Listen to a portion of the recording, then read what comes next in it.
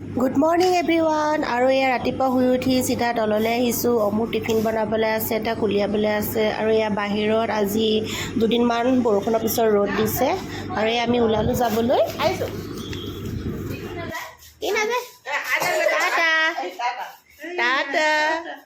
আমাৰ বিয়াৰ পাছত এয়া মোৰ মানে মা থকাই নাছিলে, এয়া প্ৰথমবাৰ আহিছে আমাৰ ঘৰত থাকিবলৈ। আৰু এয়া এতিয়া যাবলৈ ওলাইছোঁ স্কুললৈ। এনে যাব না তেতিয়া আমিও এদিন থাকি পেলাই গুচি যাম। ক'ত ক'ত নহয় তেতিয়া ঘৰত আহি যাম। তেতিয়া আমিও ঘৰত আহি যাম এনে গুচি গ'লে। এনে কাম আছে নহয়, যাব লাগিব। না ইয়াতেও থাকিব পাৰে। কামটোতো পথাৰ মামাই কাম কৰিব পাৰে। পথাৰ চব্জিখিনি কাটি দিব আৰু আৰু মামাই বনাব। মামাই বনাব। মামী নাথাকে নহয়, মামী কলেজ যাব। পথাৰ চব্জি কাটিব আৰু মামাই বনাব। আৰু এবাৰ যাব নালাগে। যাব আজিকালি না যাব দিলোঁ মই। অমুক স্কুলত থৈ আহি আমি ব্ৰেকফাষ্ট কৰিছোঁ। আৰু মা অহাৰ কাৰণে খুব ভাল লাগিছে। আচলতে মা প্ৰথমবাৰ আহিছে থাকিবলৈ।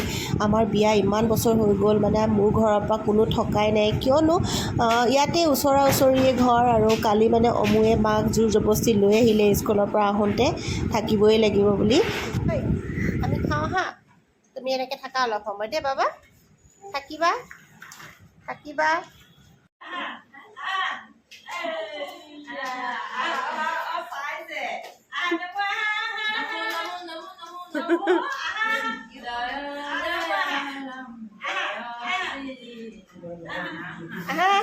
যোৱা